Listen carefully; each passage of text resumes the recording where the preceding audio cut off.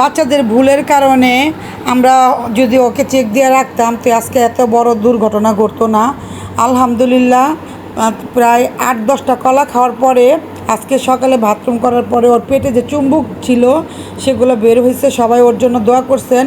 আলহামদুলিল্লাহ কার দোয়া যে আল্লাহ কবুল করছে কেউ বলতে পারুম না। আপনাদের সাথে কথাই বলে না, 100 জন দোয়া করলে একজনের দোয়া কবুল হয়, হয়তো বা আপনাদের সবার দোয়া কবুল করছে আল্লাহ।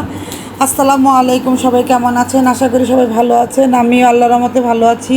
প্রতিদিনের মতো নতুন একটি ভিডিও নিয়ে আপনাদের মাঝে হাজির হলাম। চিংড়ি মাছ, ছোট চিংড়ি মাথাগুলো আমার মেজু ভাইয়ের বউ সুন্দর করে ভেজে তেল দিয়ে ভর্তা করে নিল। সকালে নাস্তা খেলাম এখানে মাছ ভেজে। এখন নদীর মাছ যেগুলো আনছিলাম কালকে এগুলো টমেটো দিয়ে সুন্দর করে ভুনা করে নিবে। এই টমেটো, হালকা পেঁয়াজ, কাঁচামরিচ, সামান্য হলো, সামান্য মরিচ দিয়ে ভালো করে কষিয়ে ঝোলে পানি দিয়ে দিল। এখন আগে থেকে ভেজে রাখা মাছগুলো দিয়ে সুন্দর করে এটা মাছটা ভুনা করে নেবে। কিছু সিমও দিয়ে দিবে এর মধ্যে। কে কীভাবে খেয়েছেন কমেন্টে জানাবে। কথাই বলে না, 10 জনে যদি দোয়া করে একজনের দোয়া আল্লাহ কবুল করে। হয়তো বা সবার দোয়া যে কোনো একজনের দোয়া কবুল করার কারণে আমার আবদুল্লাহর আজকে পেটের থেকে চুম্বক ছিল সেটা বের হয়ে গেছে।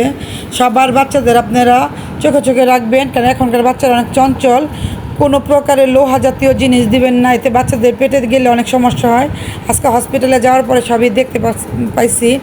এক বাচ্চার পেন্সিল ব্যাটারি খাইছে, এক বাচ্চা সেট টিফিন, এক বাচ্চা স্প্রিং খেয়ে ফেলছে। এগুলোর আপনার অ্যান্ডোস্কোপি করে পরে সব কিছু পরীক্ষা নিরীক্ষা করতেছে। যাক আলহামদুলিল্লাহ। গল্পতে আমার মেজু ভাইয়ের বউ এসে দিয়ে সুন্দর করে সে চুলা ভালো করে পরিষ্কার করতেছে। এখানে গরম পানির সাথে হুইল পাউডার দিয়ে সুন্দর করে চুলা পরিষ্কার করলো। পরিষ্কার পরিচ্ছন্ন না থাকলে আমার আম্মা পছন্দ করে না। সবাই নিজের কাজ যদি নিজে পরিষ্কার পরিচ্ছন্ন না করেন তা রান্না করতে গেলে আপনার ভালো লাগবে না।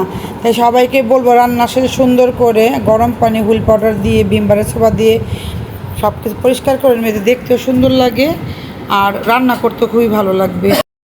যাই হোক, আজকের দুপুরে কী কী রান্না করলাম পুরো ভিডিওটি আপনাদের সাথে শেয়ার করলাম। এখানে রান্না করছে ছোটো মাছ দিয়ে, টমেটো দিয়ে, সিম দিয়ে মিষ্টি কুমড়া ভাজি করছে, মূলাদার চিংড়ি মাছ, সিম, আলু, টমেটো দিয়ে সবজি, আর মুরগির হাত পা দিয়ে সুন্দর করে বেগুন দিয়ে চচ্চড়ি করে নিল।